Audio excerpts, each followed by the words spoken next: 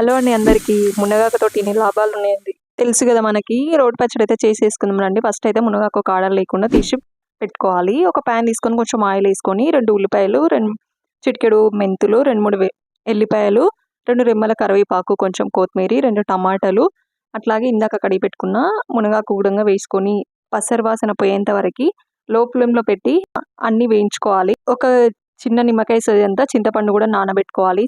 చింతపండు కూడా వేసుకొని మగ్గించేసుకోవాలి. అట్లాగే రుచికి సరిపోయినంత కారం పొడి, కొంచెం చిటికెడు పసుపు వేసుకొని మగ్గించాలి దగ్గరికి అయ్యేంత వరకు. మగ్గిన తర్వాత దించేసి చల్లారిన తర్వాత మిక్సీ జార్లో వేసుకొని రుచికి సరిపోయినంత ఉప్పు కూడా వేసేసుకొని మిక్సీ పట్టేసుకోవాలి.